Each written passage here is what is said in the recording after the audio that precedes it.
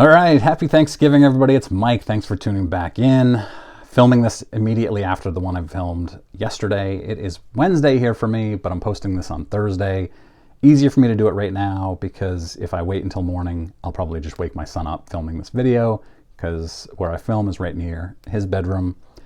So this information a lot of this comes out of the 1994 book Card Sharks about the history of baseball cards, but mostly Upper Deck as well.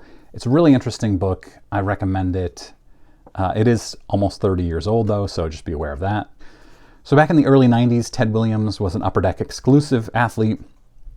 Topps could not produce cards of Ted Williams, but Ted Williams also had a contentious relationship with Upper Deck. I'm not going to get into all of that. It's really kind of complex. The book goes heavy into it, and it's not really important to the story, but he had a difficult relationship with Upper Deck. So for instance, in 1994, Topps reprinted their 1954 set, but because they didn't have, they couldn't produce Ted Williams cards, even though he was in the 1954 set, they didn't have a card reprinted for him.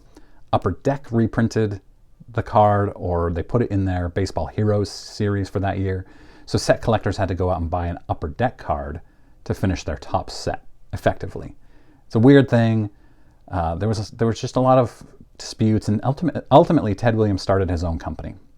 The Ted Williams Card Company, I think is what it was called. And they were doing a lot of sets. They had done, early in 1994, they had done a football legends set or something like that. So they were planning on doing that again. And early 1994, they signed OJ Simpson to an exclusive contract to sign 3,000 cards that would be inserted into 1994 packs. Late 1994.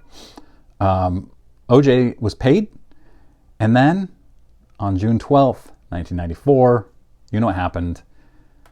The tragedy that was the Nicole Brown Simpson and Ronald Goldman story happened.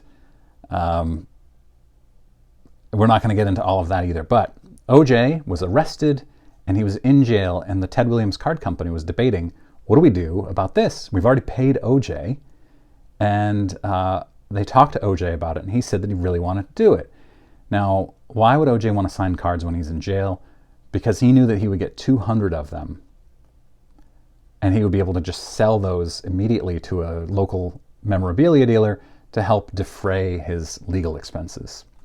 So they delivered 3,000 cards to jail, the Los Angeles County Jail, and he signed 3,000 cards sitting in jail. I thought this was just a really, really interesting story. He did sell his 200 cards to a local California dealer, and those cards very quickly were reselling on the market for $1,500 each. I couldn't find out how much he got paid for them, but it had to have been a pretty decent amount. Of course, in 2007, speaking of California memorabilia dealers, OJ was arrested for armed robbery on a sports mem dealer, I think in Las Vegas. He claimed that he was bringing back, trying to reclaim items that were stolen from him, but he was found guilty. He was sentenced to 33 years in prison or jail. I never understand the difference between the two. He served 9. He's been out for about 5 years now. But yeah, 9 years he served for that. So as for these autographed cards, you can find them on eBay. They're, some of them, like, he signed 3,000, and there's one that's numbered to 1,500 and one that's numbered to 1,000. I don't know what the difference is on these. It's really tough to tell. Like one right now numbered to 1,500, raw is $150. One PSA 10 is $278. They're selling for somewhere between $100 and $200.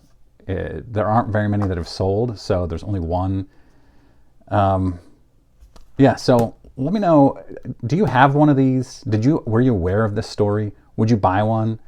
I was kind of interested. I like these stories. Obviously, I'm a storyteller. It's my favorite part of the hobby. I was kind of like, it would be cool to have this in my personal collection, but I also don't really want an OJ Simpson card, and I don't do football. Now, I know there are some people who have a collection of like cards from murderers. I've seen this on Facebook. It's wild. It's completely bizarre and morbid. Let me know in comments. What do you think?